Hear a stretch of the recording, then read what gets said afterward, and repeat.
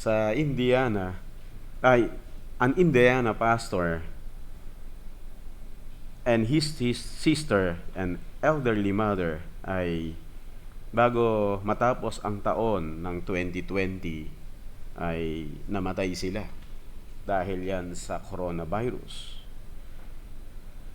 At ang edad ng pastor ay nasa 54 years old na siya. 21 years sa ministry. Yon ay na-report. At 12 hours later, yung kanyang, noong December 21, yung kanyang 83-year-old na mother, ang pangalan ay Patricia, ay ganun din, tinamaan ng virus at agad din naman, makalipas lamang ang mga ilang araw ay namatay din.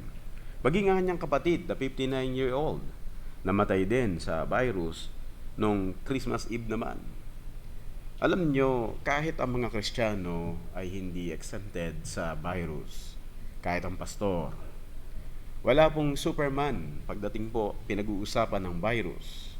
Lahat tayo ay pwedeng maapektuhan ito.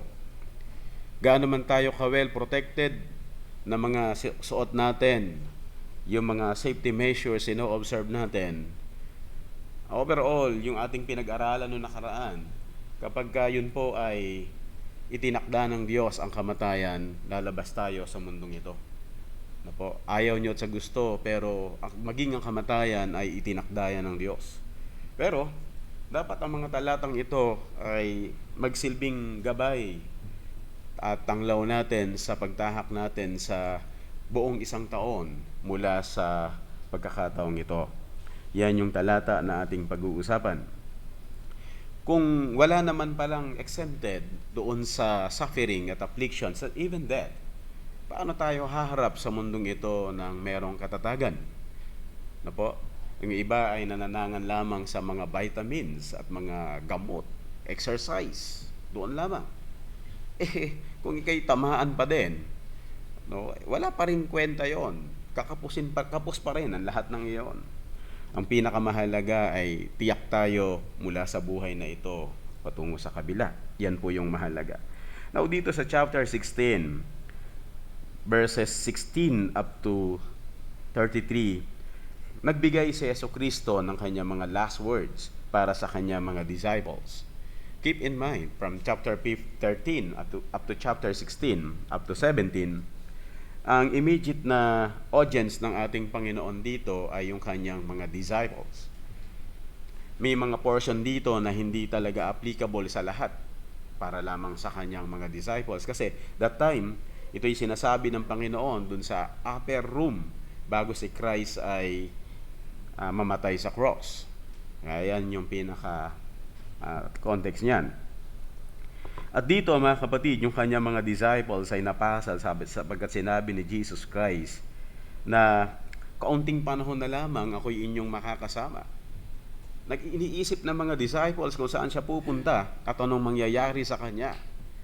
Dahil nakita na nila yung mga kamangha-mangha at kadakilaan ni Jesucristo, tapos aalis pa siya. Hindi nila lubos maintindihan sapagkat yung kanilang pangunawa ay gradual na binubuksan ng Panginoon dahil yung kondisyon ng tao na hindi agad pwedeng makaunawa ng katotohanan ng Diyos. Maliban, ito'y pagkalooban ng Diyos at dahan-dahan niyang bigyan tayo ng pangunawa. Dinidil ng Panginoon ang kanyang mga alagad gently and gradually. Ganun din naman yung salita ng Diyos kung paano natin dapat to intindihin sa gabay ng Panginoon. Pero sinasabi na kaagad ng Panginoon sa kanila kung ano ang mangyayari ahead of time upang sila po ay palakasin at i-encourage in advance. Dito rin makikita na sinasabi rin ng Panginoon na siya ay kung papaano yung kanyang kamatayan ay mangyayari. Na yan ay merong hango din from Old Testament na yung kanyang kamatayan mula doon sa Zechariah. At dito binabanggit ng ating Panginoong Jesucristo. Now, hindi natin pwedeng pagdudahan lalo kung sino si Jesucristo sapagkat maging ang kanyang kamatayan, alam na alam niya kung paano, kung kailan, at yung mga detalye alam ng Panginoon. Yan ay isang mga prophetic na pananalita. Now, ngayon, dito natin makikita ito. Mula doon sa verse, tingnan nyo yung inyong Biblia para nakadilat ang inyong mata. And I advise mga kapatid na hanggat mas maaari ay dilat ang inyong mata para hindi kayo dalawin ng antok. Narito ang oras, verse 32 yan. Narito ang oras ay dumating at dumating na nga na kayo'y magkakawatak-watak ang bawat isa sa kanyang sarili at ako'y iiwan ninyong mag-iisa. Subalit hindi ako nag-iisa sapagkat ang Ama ay kasama ko. Maliwanag yon. Hindi pa man nangyayari, sinasabi na ng Panginoon kung ano yung mangyayari. Kasi alam niya ang mangyayari na ang kanyang mga alagad ay iiwanan siya at magkakawatak-watak. Yun po ang makikita nating kapangyarihan ng ating Panginoong Hesukristo na hindi natin pwedeng pagdudahan pa. Ganon siya kadakila. At bukod pa dyan, ito'y diniin ng Panginoon dahil sa ganung pangyayari na siya ay mamamatay, magkakawatak-watak sila. Agad sinabi ng Panginoon sa kanila, ang mga bagay na ito ay sinabi ko sa inyo upang sa akin ay magkaroon kayo ng kapayapaan. Inuna niya, kapayapaan. Bagamat sila ay magkawatak-watak, pero hindi talaga sila totally mawawala. Naroon pa rin ang pag-iingat ng Diyos. At bukod pa doon, sinabi na kagad na sa sanlibutan ito ay haharap kayo sa pag-uusig. Ngunit laksan ninyo ang inyong loob. Dinaig ko na ang sanlibutan. Nandun yung assurance na sinabi ng Panginoon. Now, ano ang makikita natin dito, mga kapatid, sa simpleng bagay sa chapter na ito, particular dito sa verse 33, mga kapatid, ang makikita natin dito ay ang katiyakan, the certainty. Yan po ang makikita natin. Tatlong bagay, mga kapatid, na mayroong katiyakan na makikita natin mula sa passage na ito. Three certainties in this passage sa verse 33. Pero ang ating message, mga kapatid, ang pananagumpay ni Hesukristo ay para sa lahat ng mga mananampalataya sa Kanya, no? Lahat ng mga sumasampalataya sa Kanya. At tayo ay mga mananagumpay dahil sa Kanya. Na po, we are the victors through Him.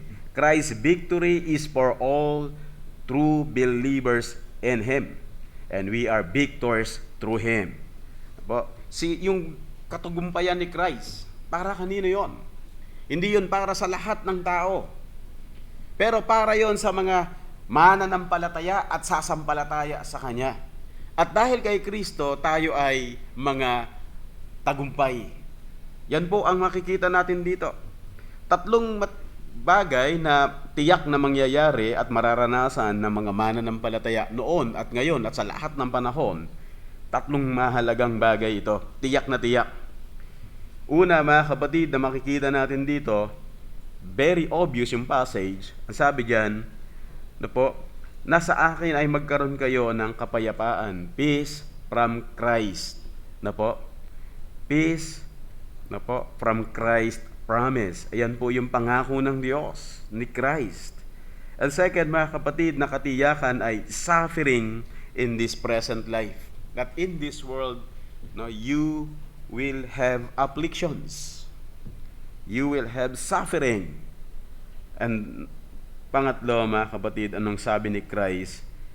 Ito ay tiyak na tiyak, yung sure victory in Christ. Pero napagtagumpayan ko na ang mundong ito, be of good cheer. Yan yung tatlong bagay na yan. Na po, maintindihan natin ito upang tayo ay hindi susunod sa mga agos na mga aral na wala pong pundasyon sa Biblia, kundi kung ano yung ayon sa itinuro ni Christ at hindi tayo magkaroon ng false hope. Ano man ang haharapin at tatahakin natin sa mundong ito, whether good or bad, in our own eyes, alam natin at the end, yung final victory ay sure. Yun yung dapat na makita natin. What's life, mga kapatid, sa buhay na ito, no? Sa mundong ito? Kung after all ay sa lahat ng mga endeavors mo ay talunan ka pa rin. What's life? Anong use ng buhay? Kung ibinigay mo na ang todo, pinulblas mo na ang lahat ng effort mo, Wala kang katiyakan, edi parang sugal yon. Hindi ganun dapat ang buhay natin sa mundo na parang nakikipagsugal. Kay Christ lamang ang katiyakan, nasa Kanya lahat. Pero hindi siya nag-promise ng kasarapan sa mundong ito. Hindi po yung best life ay nasa mundong ito. No, hindi. Kaya sinasabi ng mga mega preachers na yung your best life is now, yan ay malaking kasinungalingan. Tignan natin mga kapatid, yung tatlong tiyak na bagay na mangyayari. Although sa mundong ito ay laging walang katiyakan, kaya ang mga tao, inilalagay nila ang kanilang mga kinabukasan sa mga bilog, diyan na nalalagayan. Sa mga wag, ganyan, ganito gawin mo. Huwag kayong kakain ng mga manok pagka gantong bagong taon. Isang taon ka magkakahig. Huwag ka rin isda dahil malulunod. Huwag rin baboy. Di, huwag ka na kumain ngayon yan. Wala naman pinagbawal ang Diyos na pagkain, pero ngayon napakarami ng bawal. Pinaliit na yung mundo mo, tinanggalan ka pa ng pag-asa. Ganon kinawawa yung tao. Pero makikita natin dito sa salita ng Panginoon, punong-puno ng pag-asa. Pero hindi sa mundong ito, sa Kanya lang. Now, unang katiyakan dito, that in this world, first mga kapatid, is we have base from Christ's promise. Anong sabi niya? Maliwanag diyan sa verse 33. These things I've spoken to you, that in me you have peace. Yan po ay mahalaga diyan. Meron kayong kapayapaan. First, makikita natin dito yung sinabi niyang, these things I've spoken to you. Dito mga kapatid ay nagbigay ng paunang pananalita ang ating Panginoong Hesukristo upang bigyan ng katotohanan at pagkatibayan kung sino siya. Na alam ng Panginoon ang mga nagaganap sa mundong ito na walang nangyayari ng labas sa Kanyang kapahintulutan, sa Kanyang authority, sa Kanyang sovereignty, sa Kanyang timetable. Walang nangyayari sa mundong ito ng labas sa Kanyang kaunawaan. Lahat ay alam niya. Kaya sinabi na agad ito ng Panginoon upang yung Kanyang mga alagad humarap man sa matinding pagsubok at kahirapan ng buhay, hindi sila bibitiw. Mahalaga ang pakikinig. Habang tayo nakikinig ng Kanyang mga salita, kahit tayo ay binibigyan ng assurance ng salita ng Diyos. Anong i-expect natin sa mundong ito? Sa mundong ito na puno at bumagsak sa kasalanan, anong i-expect natin sa mundong ito? We expect blessing from this world? That's impossible. Ang blessing mga kapatid ay kay Christ. And without Christ, there is no blessing at all. Wala. So, iyan po ang makikita natin dito. That in me you have peace. So, Jesus knew that He would be arrested. Alam niya yan. And forsaken, rejected, mocked, humiliated, tortured, and executed before the next day come. Na po, before the next day was over. Pero, ang sabi pa rin niya, in me. Ang diin ng pagkakasalitaan dyan, that in me. Alam niya na kung anong mangyayari sa kanya, idiniin niya pa, in me. Bigat yun. Antindi ng pananalita ng Panginoon yun. Upang hindi sila ma-hopeless, hindi sila ma-disappoint, hindi sila ma-discourage, kahit makita nila kung ano nangyari kay Jesus Christ. Pero bilang tao, maapektuhan sila. But still, the promise, mga kapatid, ay hindi empty. It's a very, very powerful promise na ito ay talagang gaganapin ng Panginoon para sa kanya mga alagad. Yung sinabi ni Jesus Christ that in me, si Christ. Hindi sinabi ni Jesus Christ through Mary, through Pope, hindi niya sinabi. Through saints, hindi niya sinabi. In me, sabi ni Christ. Hindi ho kailangan ng mediator para tayo ay makalapit kay Christ. Dahil Christ Himself is the mediator between God and man. He Himself. Siya lang. Yan yung maliwanag na makikita natin dito. In me. And apart from Christ, all other else or religion is idolatry. Lahat yun. Kaya kung wala kay Christ, mga kapatid, where do you go? Sa kalalapit upang magkaroon ng kapayapaan. Saan? Sa pera? Sa trabaho? Sa karunungan ng tao? Lahat yan ay walang kwenta. Sa swerte, mas marami ang malas pag ikaw ay naniwala sa swerte. Yun ang totoo.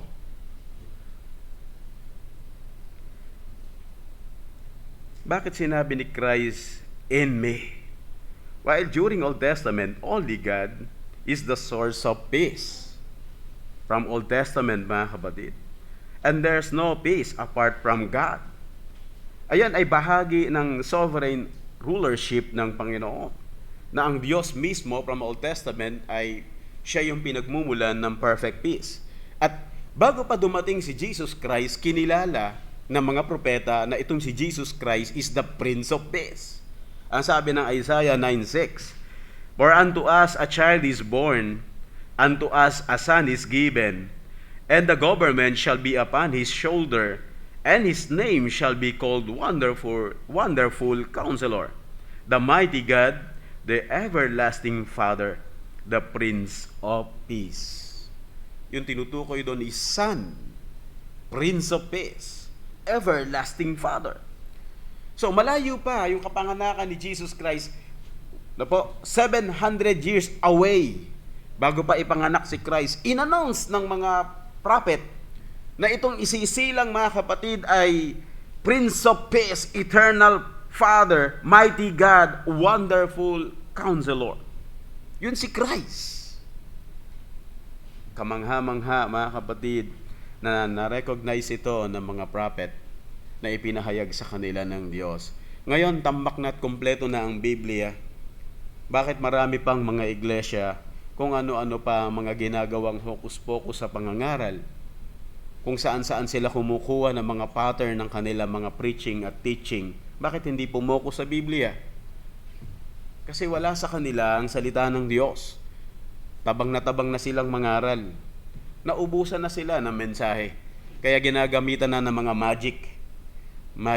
Ang mga pagkain, pag naubusan ka na ng abilidad, gagamitan mo na rin ng magic. Kasi hindi mo na kayang pasarapin eh. Mamagikin mo na yan. Diba? Walang sahog, sumarap, magic. Diba? Kaya mga preaching, mga kapatid, pag wala salita ng Diyos, gagamitan ng magic yan. Oo nga, mapapaniwala ang maraming tao. May magic eh. So, yan, mga kapatid, ang makikita natin dito, ultimately speaking, that Jesus Himself is the Prince of Peace. He is alone the source of perfect peace. Wala nang iba pa. Si Jesus Christ lamang. And then, let me explain, mga kapatid, the peace. Na po, binabanggit natin yan. This peace, mga kapatid, shalom in Hebrew. You may have already known that the word shalom means peace. But actually, mga kapatid, it has several meanings in Hebrew. Shalom also means completeness, prosperity, safety, contentment, health, blessing, and rest. Ang dami palang ibig sabihin noon, shalom. Na hindi lamang siya peace. Yung completeness naroon, yung contentment naroon. Now, ito, ilarawan natin ngayon. Tanggalin natin si Christ sa inyong buhay o sa ating buhay. Walang completeness, walang satisfaction, walang fulfillment, wala lahat. Ipalit mo ang lahat, nandyan ang pera, nandyan ang kaibigan, nandyan ang karir. Ang tanong, may fulfillment ba siya? May peace ba siya? Wala. Yan ang ganyang kahalaga yan. From Old Testament, mga kapatid, ang Diyos lamang ang source of perfect peace. Yan po ang totoo. So, maraming mga tao lumalangoy sa mundong ito sa iba't ibang mga larangan, naghahanap ng kapayapaan sa kanilang mga karir, sa kanilang kung ano-ano mang mga negosyo. Naghahanap sila ng kapayapaan. Pero wala silang matagpuan kasi iniwan nila ang pinanggagalingan ng kapayapaan. Yun ang Diyos na may likha ng langit at lupa at nagpahiram ng buhay sa atin. Ang source of joy, source of hope, source of peace. Iniwan nila.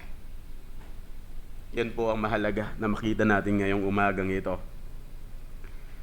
So Jesus' instruction about these things na po from chapter 14-16 were intended to sustain them, to give them peace in Him, upang yung mga mananampalataya ay sa bundong ito makita nila na kahit wala sa kanila ang lahat ng bagay, pero si Christ lang yung naroon, sila ay panatag. Sila ay panatag. Of course, hindi naman design ng Diyos na wala tayong kakainin. Bahagi yon. Pero kung dumating yung punto na yon, minsan may mga Kristiyano na nag-aalala. Mga kapatid, all abilities, all power, all authority, lahat-lahat Kanya. Kung bakit may mga nakatawid mula sa mundong itong magulo patungo sa glory ng Panginoon, sa kabila ng matinding hirap, tandaan nyo sana, dahil ang Panginoon ay nakaagapay sa kanila, hindi yon sa kanilang kakayanan. Kaya huwag kayo mag-worry about tomorrow. Nakaagapay ang Diyos na makapangyarihan sa lahat. Don't worry about tomorrow. Don't worry. Dapat i-focus lamang natin ang buhay natin kung ano yung ngayon sa habag ng Diyos. Yun yung pinakamahalaga. Makilala natin siya ng gusto kung sino ang Diyos. So Jesus made the way of peace with God. We won't find real peace anywhere else other than Jesus. Having been justified by faith, we have peace with God through our Lord Jesus Christ. Just Romans chapter 5 verse 1. And Jesus made the way of peace with others, for Jesus is our peace, who has made the vote one and broken down the middle wall of division between us. Ephesians 2:14. Kung saan yung peace na ito, na po, yung Jews and Gentile, pinag-isa niya. At wala nang division ngayon. Kahit yung peace between men ay ang Diyos, si Christ ang gumawa. Peace between God and men, si Christ ang gumawa. Peace between all men, si Christ pa din. There's no Greek nor Jews. No? Yun yung makikita natin. Pinagkaisa ni Christ yun. Dahil siya yung author ng peace. Because Christ is God. Yun po yung dapat na makita natin. Hindi na natin pwedeng pagdudahan pa kung sino si Jesus Christ. Dahil ang dala ng tunay na Diyos, kapayapaan. Na po, ang Diyos natin is not a God of war. God of peace. He war against evil. Yun yung matinding war. Yun yung totoong war against evil. No po? Pero ang Diyos natin ay hindi Diyos ng mandirigma. Diyos ng kapayapaan. Sa mundong ito, nagulong-gulo. At ang mundong ito ay hindi alam kung saan tatakbo. Kung anong vaccine ang kukunin. Pfizer ba? Sinovac ba? Yan ang pinagkakaguluhan. Tayo kampante lang mga kapatid, kahit walang baksin, walang problema. Kahit walang baksin. Di ba yun yung mahalaga?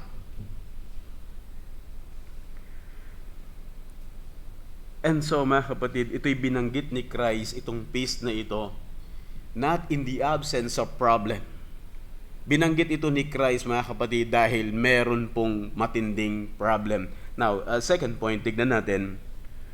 Ang sinabi niya doon, pangalawang katiyakan na ma-experience ng tunay na mananampalataya sa mundong ito, that in this world, you will have tribulation. So, suffering in this present life. Yan po yung pangalawang katiyakan. Naghahanap ka ba ng katiyakan sa buhay mo? Ito na po ang katiyakan. Number 1 is yung kapayapaan kay Christ. Second, mga kapatid, sa mundong ito, meron tayong suffering. Ngayon, i-rebuke mo ba yung suffering na yan? Oy.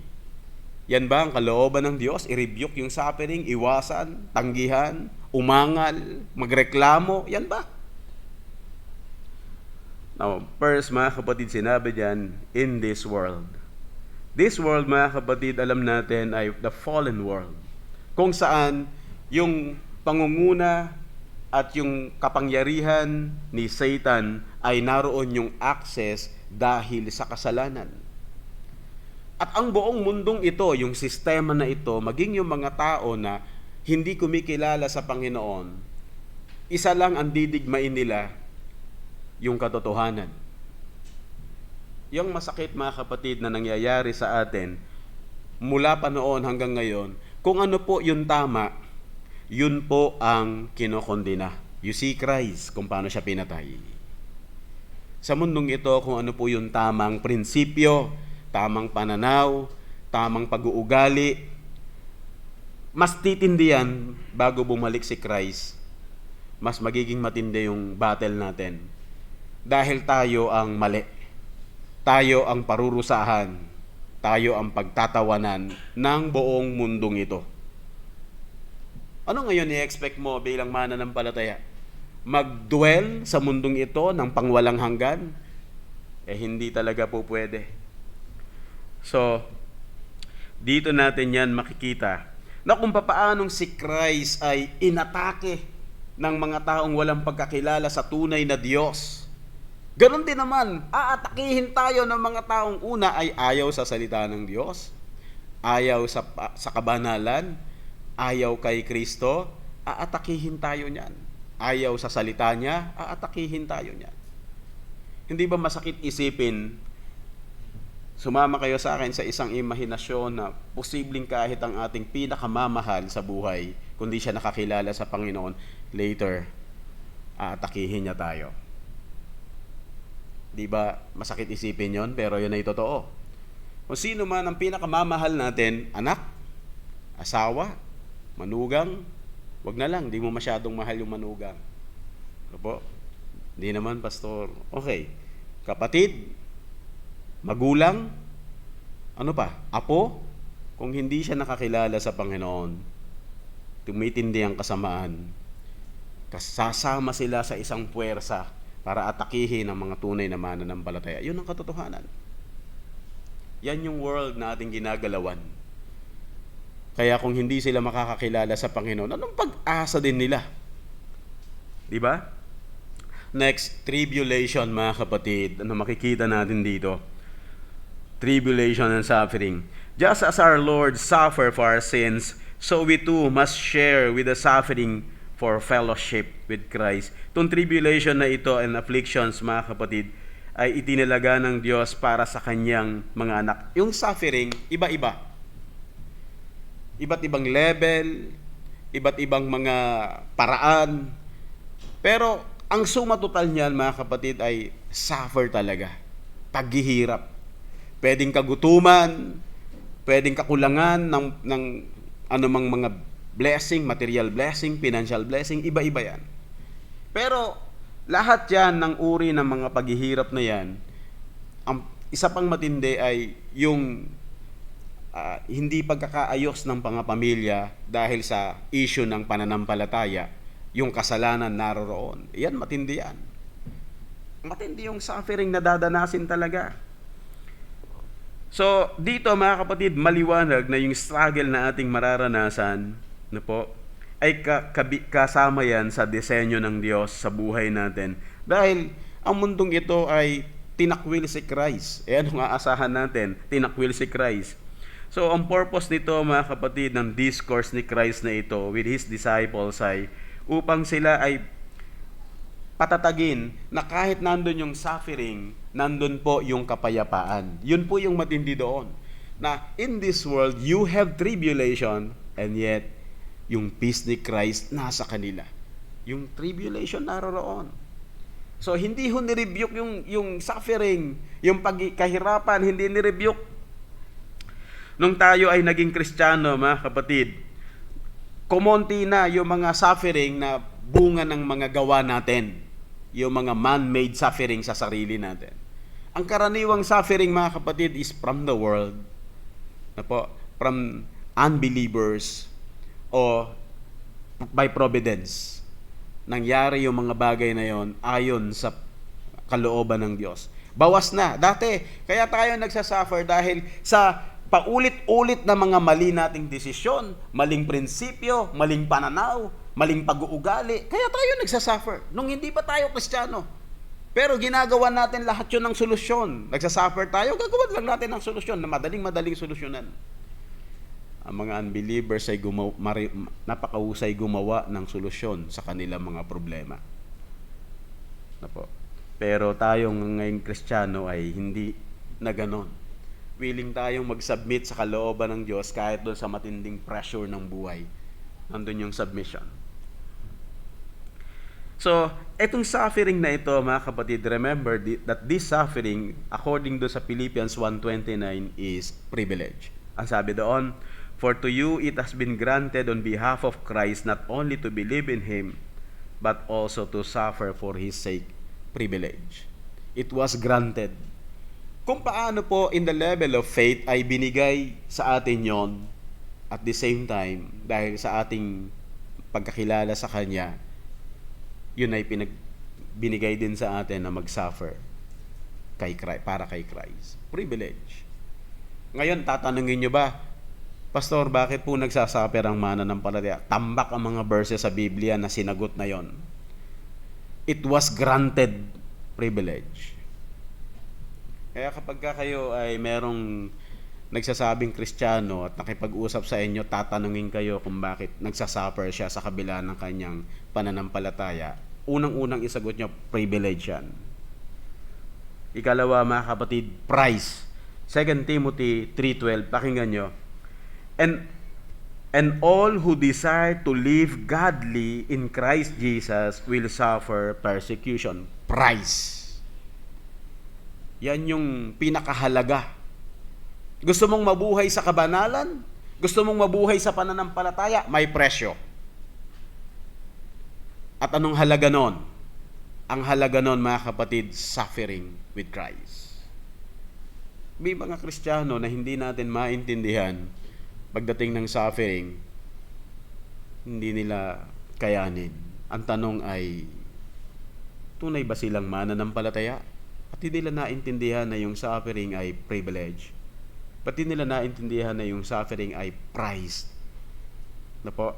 Ikatlo, dapat makita nila na yung suffering ay way to glory. Sabi doon sa 2 Corinthians 4:17, for our light affliction, light yung pagkabanggit doon, which is but for a moment, is working for us a far more exceeding and eternal weight of glory. Yung passage siya, isang passage. Alam niyo po, para tayo makatawid from here to eternity, we need to suffer. At yung suffering na yon, like a tunnel, kailangan nating daanan yon. No choice. Yun talagang dadaanan natin. Passage to glory. Yun yung mahalaga. Kung paano si Christ ay, bago siya, nung naparito, ay idineclare na ng Biblia na siya ay mamamatay sa cross. Dahil yun yung passage, yun yung tanging daan patungo sa kaluwalhatian. Yun po yun. Marami sa atin gusto lang kaluwalhatian, ayaw makihati sa cross. No cross, no crown. Pero yun yung tanging daan patungo sa kaluwalhatian. Magsasuffer tayo. We must be willing to suffer for Christ. Na po, i-devote natin yung time natin, yung anumang nasa buhay natin for Christ. At yun ay hindi actually suffering, makikita mo yun ay privilege din. Na po, hindi tayo burden, nabibigatan. Not a burden. And then, mga kapatid, ito po yung opportunity to glorify God. 1 Peter 4:6-10. Yet if anyone suffers as a Christian, let him not be ashamed, but let him glorify God in this matter. Napakaganda. Na po, ito yung tanging paraan, oportunidad mo na luwalhatiin ng Diyos. Madali kasing luwalhatiin ng Diyos kapag wala tayong suffering. O, pwede kang umatin sa church, wala kang sakit na nararamdaman eh. No? Pero kung nahirapan ka lang ng kaunti, medyo sumama pakiramdam ko eh. Naapektuhan na yung iyong fellowship. Yan minsan dyan tayo natetest. Most of the time, dyan tayo natetest. Hindi nyo alam na kahit yung suffering na yon, Ini-strengthen tayo ng Diyos upang tayo magbigay luwalhati sa Panginoon. Look at Job, look at Paul, look at Moses, look at David. Even si Daniel, sa matinding suffering, they give glory to God. Look at them. Tingnan niyo yung tunay na mga mananampalataya sa kalagitnaan ng suffering, they worship and praise the living God. Bakit? Hindi dahil sa lakas nila, hindi sa husay nila, dahil ang husay ng Diyos na tumawag sa kanila, na siya ring tumawag sa atin. Naintindihan nila from the very framework of their mind na yung suffering na yon, mga kapatid, is a way to glory and an opportunity to worship and humble down before God. Dapat naintindihan natin ngayon yun. Na sinabi na ito ni Christ that in this world, you have tribulation. Now, suffering is like a purifying flame, refining the true and pure metal of our being from the dross and slag of earthly and impure elements. Imagine this, mga kapatid, even gold, kailangan dumaan sa apoy para siya ay ma-shape ng maayos at mapakinabangan. Even gold. At doon inihalimbawa yung ating pananampalataya sa gold. Yung buhay natin, mga kapatid, yung pananampalataya natin kay Christ, higit pa sa gold. Kung dumadaan tayo sa suffering, mga kapatid, bakit tayo aangal? Lord, kung ito yung kalooban nyo, ito po ay aking tatanggapin upang kayo ay aking maluwalhati at ako'y magpasakop sa inyo. Dahil higit pa sa gold, yung pananampalataya na binigay sa atin ng Panginoon. Ngayon, meron bang tunay na mananampalataya na hindi magtatagumpay kung ganyan yung kanyang framework, ay yung frame mind niya, yung kanyang pagkatuto sa salita ng Diyos, na yung suffering na yon is part of God's perfect design? Meron bang hindi magtatagumpay? Plus yung lakas na meron sa kanila, susustinahan sila ng Diyos. Meron bang hindi magtatagumpay? Kung meron bang hindi magtatagumpay sa pagharap ng suffering sa buhay, tinitiyak ko rin sa inyo, hindi sila tunay na mananampalataya. We're talking here, mga kapatid, hindi magtatagumpay, may period yon. Hindi pa tapos ang buhay natin, lahat tayo nakikipagdigma ngayon. Pero I tell you this, certainly, kung merong hindi magtatagumpay, pagharap natin lahat sa Diyos, at merong nawala sa inyo, hindi nyo masisisi ang pastor nyo. Nag-preach ako sa inyo ng boldness. Kung hindi nyo makilala ang Panginoon ngayon, di kayo magtatagumpay sa suffering na dadaanan natin. Bawat isa, every individual ay i-challenge ang pananampalataya sapagkat ang salvation ay hindi per family. Individual ang challenge na bibigay sa atin ng Panginoon. Depende yan kung paano mo siya nakilala. Mga kapatid, ito yung dapat na maging hamon sa atin sa umagang ito. Huwag tayong mag-expect ng mga mabubuting bagay sa mundong ito. Expect suffering. Prepare for battle, mga kapatid. Prepare for battle. Hihigpit ang labanan. Pero yung mga kay Christ, may promise siya para sa third point. Yun ang mga magtatagumpay. Tignan natin. But he who is good cheer, but be of good cheer, I have overcome the world. So, meron talagang magtatagumpay. Ang unang sinabi ni Christ, now yung sure victory, mga kapatid, is in Christ. Ang sabi dito, na po, yung encouragement niya, matinding encouragement, be of good cheer. Anong gusto niyang sabihin dito? Ito'y hindi lamang simpleng command. Ito, mga kapatid, ay magalak kayo, matuwa kayo. So, very possible na kahit tayo ay humaharap sa matinding suffering, nandun yung joy. Nandun, mga kapatid, yung rejoicing heart before God. It's very possible. Yun ay opposite sa karakter sa mundong ito. Dahil imposible na yung mga tao gaya natin mag-rejoice in the midst of suffering. That's impossible. That's unnatural. But it is very possible only because of Christ. It is. Pero kung wala ka kay Christ, hindi mo magagawa yon. Ang lalaman sa puso mo, angal, reklamo, iyak.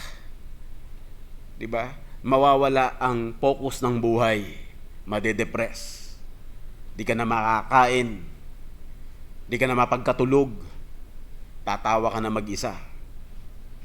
Yan ang mangyayari sa'yo. Walang bis. Dadaanin mo sa bote. Bote-bote na lang tayo. Bote-bote. Dadaanin mo dyan. Hanggang manghihiram ka na ng pantulog mo sa gamot para makatulog man lang. Manghihiram ka na ng pantulog sa bote para makatulog ako. Kakapit ka sa bote. Pero sabi ni Christ, be of good cheer. Kagalakan. Isang uri ng kagalakan na hindi kayang ma-explain ng mundong ito. Na itong kagalakan to, be of good cheer. Alam nyo, ito'y sinabi doon pa lamang sa Old Testament, sa panahon ni Joshua, na nung si Moses ay pinalitan na, dahil si Moses ay kinuha na, at sa transition nila, napakaayos na pinakita sa kanila ng Diyos. Sige, ibigay mo na lahat kay Joshua at ikaw kukunin ko na. Napakahusay ng Panginoon kung paano sila ingatan. Pero hindi ibig sabihin na laging ganon. Kahit may yung responsibility nila naroon. Pero ang sabi sa kanila sa departure ni Moses at si Joshua na yung kanilang leader, be strong and of good courage. No po? At hindi kita iiwan ni pababayaan. Take heart. No po? Be courageous. Yan po yung gustong sabihin dyan. At itong cheer up. No po? Magalak ka. Matuwa ka na. Ibig sabihin, pwede. Dahil in advance, alam na natin mangyayari. Alam niyo sa mga computer game, nakadesign na kung paano sila tatalunin yung mga enemy. Alam yan ng mga designer. At yan yung patuloy na tinutuklas ng mga gamer kung paano. Alam nyo, higit pa sa game yung buhay natin sa mundong ito. Pero alam na ng Diyos, yung design niya, may mananagumpay. At life is not a game. It's a war, mga kapatid, against the devil, against sin, and against the world. And be of good cheer. Meron ng tagumpay. Hindi tayo nakikipaglaro. May tagumpay.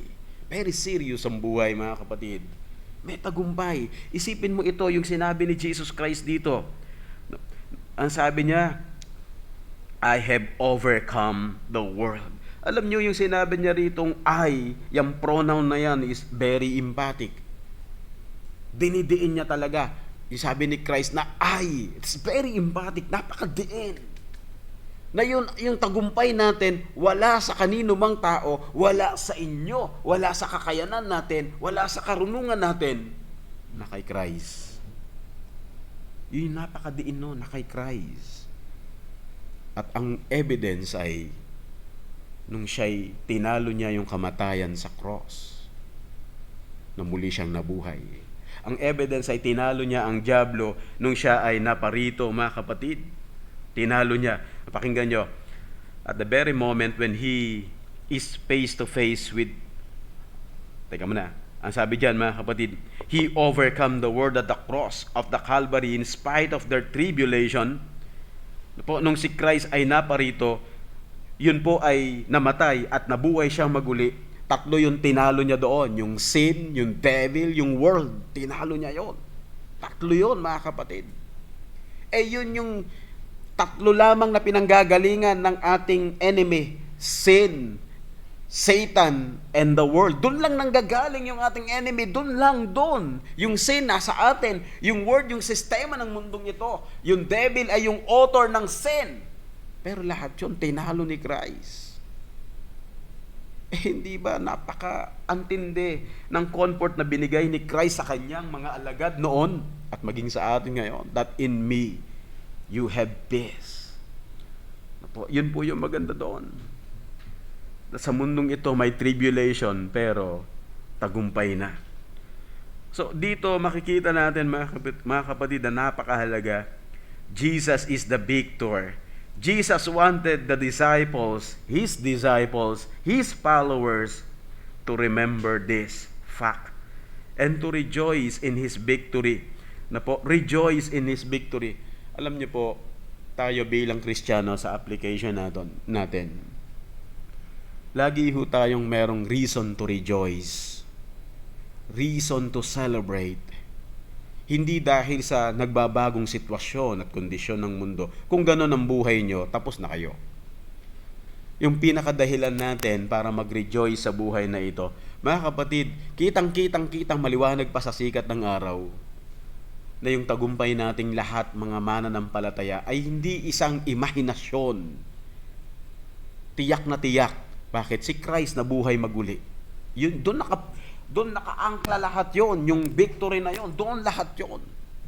Kung si Christ ay hindi nabuhay maguli, mga kapatid, walang kwenta ang pangangaral, walang kwenta ang ebanghelyo, walang kwenta ang pananampalataya, walang kwenta ang pag-asa sa mundong ito, walang kwenta, wala, kung hindi siya nabuhay maguli. Kung si Christ ay hindi na nagumpay against the enemy, the world, Satan, and sin, walang kwenta na ang buhay na ito.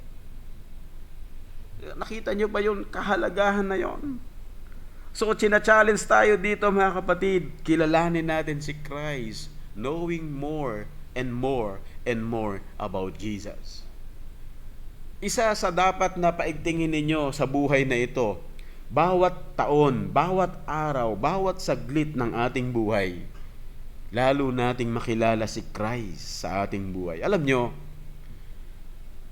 hindi natin lubos na makikilala si Christ sa mundong ito, maging sa kabila, dahil yung kanyang katangian is infinite.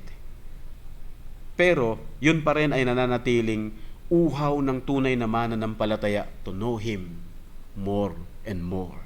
Habang nabubuhay tayo sa mundong ito, hanggang sa kabila, to know Him, mga kapatid. Lalo siyang makilala. Yung sinabi ni Apostle Paul doon sa Philippians chapter 3 verse 8, na hanggang sa kamatayan gusto niyang makilala si Christ, na po yung fellowship with His death, makilala si Christ, maging kaisa niya sa kamatayan. Antindi nun yung tunay na mananampalataya. Yung pinaka deepest longing natin, mga kapatid, is to know Christ more and more sa buhay na ito. So the Lord allows burden on us, but He help us, mga kapatid, even bearing with us. Yan po yung dapat na makita natin. Nandun po yung divine permission ng Panginoon. Hindi tayo dapat ma-confused sa mga dadanasin natin sa mundong ito. Kahit ano pa. Hindi natin kailangan ma-confuse dahil yun ay sinabi na ng Panginoon. Binigyan na tayo ng paunang salita. May tribulation sa mundong ito. Church, kapag may mga kapatiran na nagsasuffer sa kanilang mga loss of loved ones o anumang mga problema na suffering na dinadaanan nila, isang napakalaking encouragement na tayo nagpapalakasan palagi. Yun yung buhay natin. Kaya kung minsan china-challenge ko kayo kapag kami mga kapatiran na pumanaw, join tayo rito. Kailangan nila ito. Kung kayo hindi pa kayo nakaranas na nawalan ng mahal sa buhay, pag naranasan nyo na nandyan yung comfort ng salita ng Diyos, sasabihin nyo, great is the Lord, and thanks be to His name dahil sa kanyang iglesia. Sasabihin nyo yon. Pero gusto nyo ba bang mangyari yon? Kung kayo pinapalakas ng Panginoon, may purpose yun. Hindi para kayo maging komportable sa buhay, kundi tayo ay maging comforter din sa iba. Na kung paano kayo tinuruan ng Diyos, sinanay ng Diyos, ganon din naman yung mga kapatiran. Agapayan natin kung meron nalalaglag, nanlalamig, humihina, tinatamaan na matinding suffering. Yan yung dapat na meron sa atin. Mag-abutan tayo sa isa't isa sapagkat hindi tayo pwede makasurvive na kanya-kanya lang. Hindi. Ang church ay dinisign ng Diyos para sila as one body, as one family. Sila nandun yung kanilang pagmamalasakit. Yun yung mahalaga. Kasi Christ bago siya pumanaw ang sabi niya, love one another. Dahil sa ganyan, makikilala kayo ng mundong ito. Yun yung isa sa pagkakakilanlan ng mga tunay na mananampalataya. That we should love one another. Yun yung napakahalaga. Kapag ka nakikita ninyo yung isa bigat na bigat, pwedeng kahit sino sa inyo na nakapakinig ng salita ng Diyos, natuto sa salita ng Diyos, kung paano kayo ginabayan ng Diyos, kayo rin ay merong responsibilidad na umabot sa Kanya. Yun yung mahalaga. Hindi natin alam kung tayo patapos na sa mundong ito. Pero tumitindi yung virus. Hindi natin alam. Pero dapat ready and prepared tayo kung ano man ang haharapin natin sa tulong ng ating Panginoong Hesukristo at united tayo as one body. Now in China, mga kapatid, yung mga mananampalataya continue to remain firm in their faith even amid persecution and tension. At alam nyo, lagi po yung update ng mga churches na ito, nandito, nag-underground na sila ngayon dahil mas masyado na silang tinutugis. At ang focus, maging ng ibang mga religion ay yung mga mananampalataya Christians doon sa China. Ganun kabigat. Pero kamanghamangang isipin na yung mga mananampalataya dito lalong tumibay. Lalong tumibay. Na i-block ng China, nagawa niyang i-block lahat ng mga apps, ng mga Bible apps, na i-block nila yan. Kaya may sarili na silang mundo. Tinanggal na nila sila sa Google, umalis na nila sa Google. Kasi ayaw nila yung mga apps na mga, lalo na yung mga Kristyanismo dyan. Galit na galit sila. Antindi talaga, may sariling mundo. Kaya hindi ka matutuwa pag nakabili ka ng kanilang mga gadget na wala na yung Google. Para ka na nagsolo. Yun ang isa sa purpose nila upang hindi maka-access yung mga tao nila sa mundo. Pipigilan nila ng gusto yon. Lalo na yung mga Kristyanismo. Pero ang sabi doon, itong mga mananampalatayang ito, tumibay, lumakas, lumalago, tumatatag, under persecution. Ano ang sikreto nila? Nanatili sila sa salita ng Diyos, patuloy hanggang ngayon, nagsasama-sama sila. Pero, hindi sila kayang burahin sa lipunan dahil mananatili ang iglesia hanggang sa pagbalik ni Christ. Yun po yung dapat doon na makita natin. So ano ang conclusion na makikita natin dito? Christ alone overcame the price of this world by His death. And dahil doon, mga kapatid, He vanquished the great foe of man and triumphed over all the work that would work our ruin. Ibig sabihin, mga kapatid, yan po yung ating tagumpay na kay Christ. Mga kapatid, sa mundong ito, laging may reason to rejoice. Nabubuhay tayo sa tiyak na tagumpay dahil kay Kristo.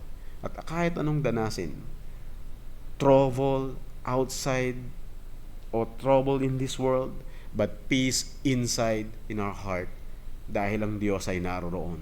And yung maliwanag na instruction ng salita ng Diyos, hindi ka ma-out of focus.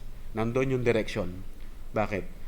Ang gumagabay sa atin ay si Christ, yung kanyang salita, yung kanyang ginawa, at yung kanyang patuloy na pag-sustain sa atin. Unto Him all the glory. Manalangin na tayo. Dakilang Diyos, maraming salamat, Ama. Binsan pang pinatunayan niyo po sa amin. Hindi kami nabubuhay para lamang po kumain at magtrabaho. Nabubuhay kami, Ama, upang sambahin kayo. Nagpapasalamat kami, Ama, sa ebanghelyo ng iyong mga salita na siyang gumagabay sa amin.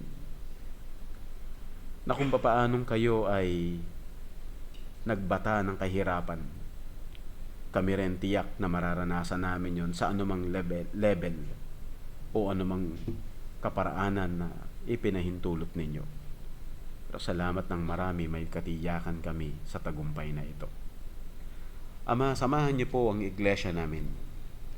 Kami bilang isang katawan, isang pamilya, tulungan niyo kaming ipamuhay ang iyong mga salita, na manatili kami sa pananampalataya at yung kapanatagang ibinigay niyo sa amin, na maging pinaka focus lamang at sentro ng aming buhay ay si Heso Kristo. Dakilang Diyos, purihin, sambahin at luwalhatiin ang iyong dakilang pangalan. Ang lahat ng kaluwalhatian ay sa inyo lamang, O Diyos, kay Kristo Jesus. Amen.